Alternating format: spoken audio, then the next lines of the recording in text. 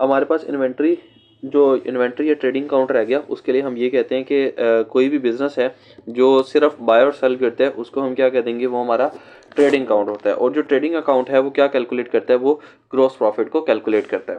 ठीक है। अच्छा, इसके बाद आपके पास सेकंड वन जो आपके पास चीज़ आ जाती है वो आ जाता है इसकी डेफिनेशन, यानी ओपनिंग इन्वेंट्री की डेफिनेशन। ओपनिंग इन्वेंट्री की डेफिनेशन के अंदर क्या आता है कि वो इन्वेंट्री है जो मतलब जब आपका अकाउंटिंग पीरियड स्टार्ट हुआ है ना, उस टाइम जो आपके पास इन्वेंट्री पड़ी हुई है उसको हम कहते हैं opening inventory. Opening the value of the goods available for the sale at the beginning of accounting period. Beginning of accounting period यानी जब आपका अकाउंटिंग पीरियड स्टार्ट हो रहा है, जब से आपने अकाउंटिंग शुरू की है तब से जो आपके पास इन्वेंट्री पड़ी हुई है उस टाइम पे, वो क्या है, आपकी ओपनिंग इन्वेंट्री है। ओपनिंग इन्वेंट्री के लिए कुछ इंपॉर्टेंट पॉइंट्स हैं वो यहाँ पे देखते हैं कि it is the last year closing inventory. Last year की वो क्लोजिंग इन्वेंट्री होगी और नेक्स्ट ईयर की वो क्या होगी, ओपनिंग इन्वेंट्री। ये ऐड होएगी, it is added when calculating the cost of goods sold for the resale. अब मैं आगे बताता हूँ ये कि ये ऐड होती है कॉस्ट ऑफ गुड्स सोल्ड के अंदर। और ये हमेशा यहाँ पे बात समझ जाए कि ट्रेडिंग अकाउंट जब भी होएगा तो इन्वेंट्री डेबिट साइड पे आएगी। इसको नोट कर लो, ये पॉइंट साथ साथ बनते जाएंगे कि जब जब भी ट्रेडिंग अकाउंट के अंदर हम काम करेंगे तो इन्वेंट्री कौन सी साइड पे आएगी, डेबिट साइड पे आएगी। ये फिक्स रूल्स है। एग्जांपल भी ये इन्वेंट्री की दी हुई है, आपको पता है।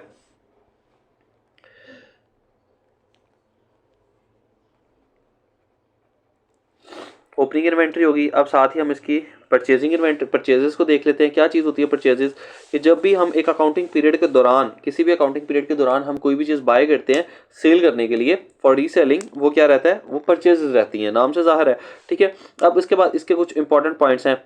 खरीदी जाएगी किस लिए, दोबारा बेचने के लिए, रीसेल करने के लिए। ठीक है। Purchase returns are deducted. जो परचेज रिटर्न्स होंगी, जो परचेजेस वापस आ जाएंगी, वो परचेज में से क्या हो जाएंगी, माइनस हो जाएंगी। और ये भी डेबिट साइड पे रिकॉर्ड होएगा। ट्रेडिंग अकाउंट के डेबिट साइड पे रिकॉर्ड होएगा क्या, परचेजेस। ठीक है। आप ऊपर डेबिट लिख दो, डेबिट के नीचे लिख दो परचेजेस, यानी trading account debit, purchases trading account debit. जो अच्छा, परचेजेस के बाद आपके पास आ जाएगी क्लोजिंग इन्वेंट्री। क्लोजिंग इन्वेंट्री का क्या टॉपिक रहेगा कि वो जो आपके एक अकाउंटिंग पीरियड के बाद चीज़ें बच गई हैं जो उस टाइम में नहीं बिकी हैं, वो आपकी क्या रह जाएगी, क्लोजिंग इन्वेंट्री रह जाएगी। इंपॉर्टेंट पॉइंट्स इसके ज़्यादा हैं। It reduces the cost of goods sold, क्योंकि जो बच गया वो कॉस्ट ऑफ गुड्स सोल्ड बाकी रह जाएगा उससे। ठीक है। क्रेडिट साइड आएगा, ये ट्रेडिंग अकाउंट की क्रेडिट साइड पे आता है। ये ट्रेडिंग अकाउंट की कहाँ आएगा, क्रेडिट साइड पे आता है। हाँ, ट्रेडिंग अकाउंट क्रेडिट साइड लिख दो।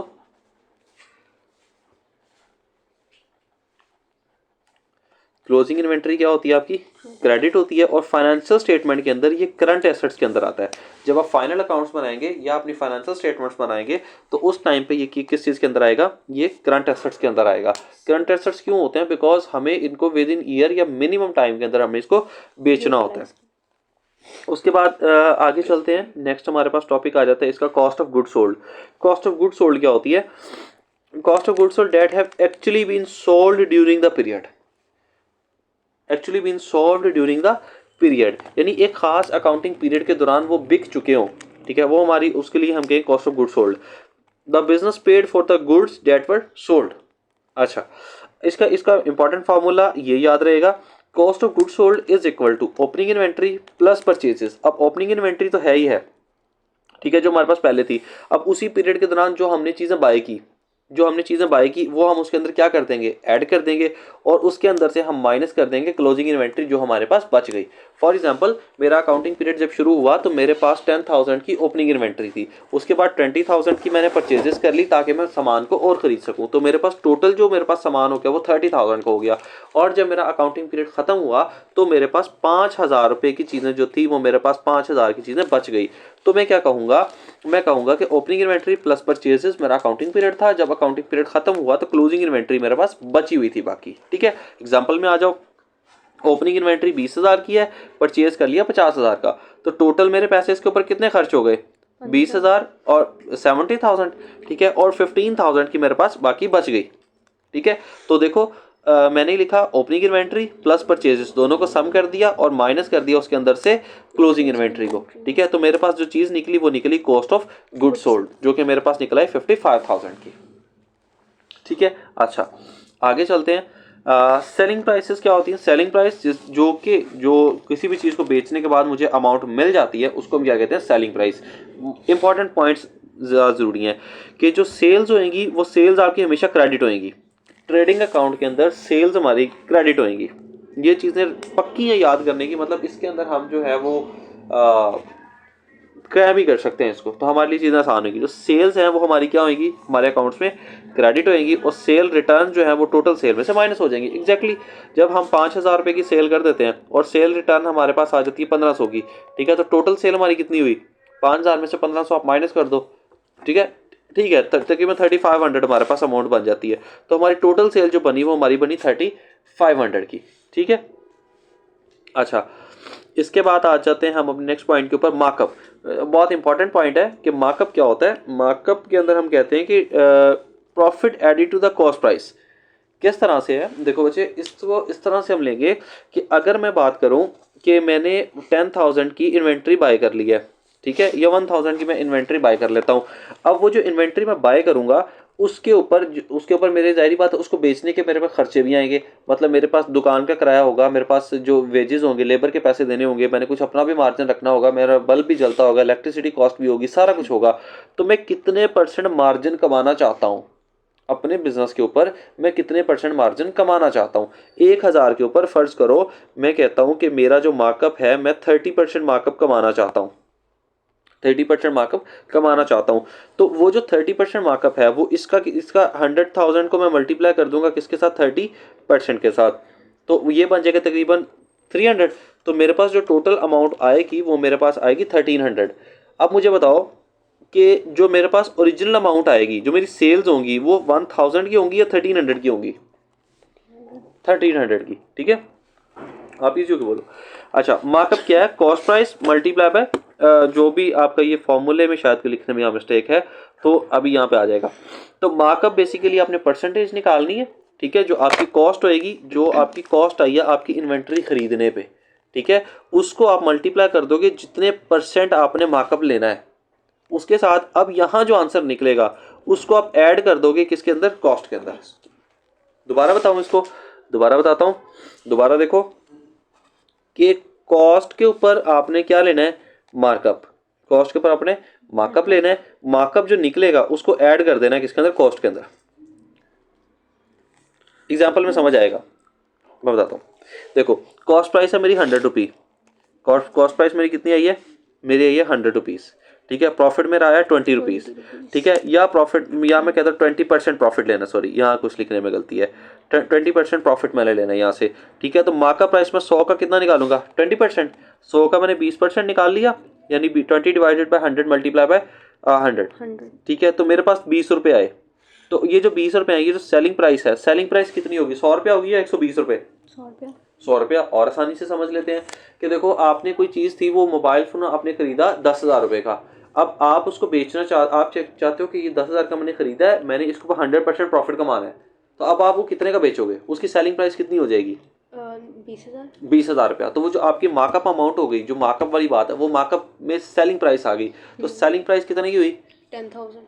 20,000। बिका तो 20,000 गया ना, ठीक है। जो आपकी ओरिजिनल अमाउंट थी वो बाद में आएगी बाहर। सही है, ये बात समझ आई आपको मार्कअप की? ठीक है। अभी आगे एग्जांपल करेंगे तो और अच्छी समझ आ जाएगी। अच्छा, प्रॉफिट ऑन गुड्स सोल्ड या ग्रॉस प्रॉफिट, कुछ भी। ग्रॉस प्रॉफिट क्या होता है? बहुत सिंपल है, बहुत बच्चे फंसते भी हैं इसमें कि ग्रॉस प्रॉफिट जो है वो डिफरेंस है between sale revenue and cost of goods sold. यानी सेल्स रेवेन्यू जो टोटल सेल हुई है माइनस करते हैं कॉस्ट ऑफ गुड्स सोल्ड के। ये प्रॉफिट है, इसका फॉर्मूला है कि gross profit is equal to sales minus cost of goods sold. Gross profit is equal to sales minus cost of goods sold. यानी चीज़ों को बेचने पे तो खर्चा हुआ है ना, ठीक है, तो वो कॉस्ट ऑफ गुड्स सोल्ड आ गया, ठीक है। सेल हुई 80,000 की, बेचने खर्चा हो गया तकरीबन 55,000, ठीक है। तो ग्रॉस प्रॉफिट कितना हो गया? 2500, क्योंकि 25,000, ठीक है। 80,000 तो टोटल सेल हुई ना, रेवेन्यू मेरा बना, उसके अंदर से एक्सपेंसेस मैंने माइनस कर दिए, ठीक है। तो मेरे पास क्या आ गया? ग्रॉस प्रॉफिट आ गया। सही। अच्छा, रिसिप्ट क्या होती है? यहाँ पे देखो, रिसिप्ट क्या होती है? रिसिप्ट आप अकाउंटिंग के टर्म में जब भी आपके पेपर में आएगा, रिसिप्ट का मतलब होता है रिसीविंग ऑफ मनी। क्या मतलब होएगा? Receiving of money, money received by the business, receipt में दो तरह की चीज़ें हैं, रिसिप्ट आएगी सबसे पहले और पेमेंट होता है। रिसिप्ट क्या रहेगी, रिसीविंग ऑफ मनी। अगर क्वेश्चन में कभी भी लिखा हो, क्वेश्चन के अंदर ये बात लिख दी हो उसने कि ही रिसिप्ट, ठीक है, तो मतलब है कि पैसे आए हैं, ठीक है। अच्छा, रिकॉर्ड करेंगे हमेशा डेबिट साइड के ऊपर, वो बैंक से भी आ सकते हैं, वो कैश भी आ सकता है। रिसिप्ट का मतलब है receive of money, incoming of money. Increase करेगा आपके कैश को, क्योंकि जब मेरे पास आएगा तो मेरा कैश बैंक बैलेंस इंक्रीज कर देगा। कैश सेल हो सकती है, कैपिटल आ सकता है, रिसिप्ट फ्रॉम डेबिटर हो सकता है, कुछ भी हो सकता है, ठीक है। 10,000 फ्रॉम कस्टमर, तो आगे चलते हैं। अच्छा, रिसिप्ट हो गया, आगे आगे पेमेंट। रिसिप्ट था इनकमिंग और पेमेंट आपके पास हो जाएगा आउटगोइंग, ठीक है। Paid out by the business, cash के थ्रू चला जाए या बैंक के थ्रू चला जाए, ठीक है। रिकॉर्ड ऑन क्रेडिट साइड, जाहिर बात है जब हमने पढ़ा हुआ है कि जो चीज यहां से निकलेगी वो क्या हो जाएगी, क्रेडिट, और जो आएगी डेबिट, ठीक है। अभी हम ट्रेडिंग अकाउंट की बात कर रहे हैं और हमारा कैश और बैंक बैलेंस क्या हो जाता है, उसमें डिक्रीज हो जाता है, ठीक है। अच्छा, आगे चलते हैं, क्वेश्चन सॉल्व करने तक जाना है इंशाल्लाह। कैश ट्रांजैक्शन, कैश ट्रांजैक्शन है where payments are made immediately, फौरन से इमीडिएट पेमेंट्स कर दी जाएं, ठीक है, तो कैश ट्रांजैक्शन होती है। अच्छा, ओपनिंग बैलेंस क्या होता है, पहले हमने ओपनिंग इन्वेंट्री पढ़ी थी, अब हम ओपनिंग बैलेंस देख लेते हैं। जब हम लेजर्स बना रहे होते हैं तो ओपनिंग बैलेंस आपको पता है कि हम उसको लिखते हैं बीडी। ओपनिंग बैलेंस वो बैलेंस होता है जो हमारे अकाउंटिंग पीरियड में, जब हम अकाउंटिंग शुरू करते हैं तो हमें पहले से बैलेंस मिलता है, ठीक है।